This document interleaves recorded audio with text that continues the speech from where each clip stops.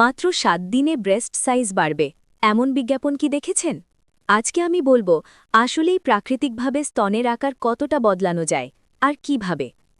প্রথমেই একটা কথা পরিষ্কার করি, প্রত্যেকের স্তনের আকার আলাদা আর অনেকটা নির্ভর করে জিন, হরমোন আর শরীরের মোট ফ্যাটের ওপর। হরমোনাল বা মেডিকেল সমস্যা থাকলে অবশ্যই গাইনি বা প্লাস্টিক সার্জনের সাথে সরাসরি কথা বলা জরুরি। পয়েন্ট 1, খাদ্যাভ্যাস। কোনো জাদু খাবার একা নিজের থেকে স্তন বড় করে না, কিন্তু স্বাস্থ্যকর ফ্যাট আর প্রোটিন সমৃদ্ধ ডায়েট বডি ফ্যাট আর টিস্যু হেলদি রাখে। এতে ব্রেস্ট তুলনামূলক পূর্ণ দেখাতে পারে। বাদাম, ডিম, দুধ, সয়াজাত খাবার, মাছ, সবজি এগুলো নিয়মিত থাকলে হরমোন ব্যালেন্সে সাহায্য করে। পয়েন্ট 2, ব্যায়াম।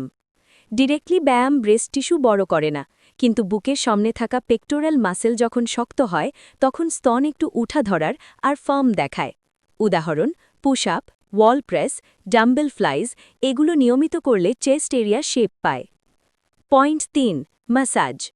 অনেকেই অলিভ অয়েল, নারকেল তেল বা ভিটামিন ই তেল দিয়ে হালকা ম্যাসাজের কথা বলেন। এতে সরাসরি সাইজ খুব বেশি বাড়ে এমন বৈজ্ঞানিক প্রমাণ সীমিত, তবে স্কিনের এলাস্টিসিটি আর ব্লাড সার্কুলেশন ভালো হতে পারে, ফলে ব্রেস্ট টাইট আর স্মুথ লাগে। Point 4, myth break.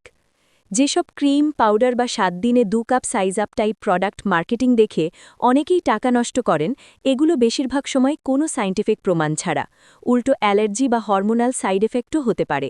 তাই কোনো সাপ্লিমেন্ট বা ওষুধ নেয়ার আগে অবশ্যই ডাক্তারের পরামর্শ নিন। পয়েন্ট 5, বাস্তব প্রত্যাশা।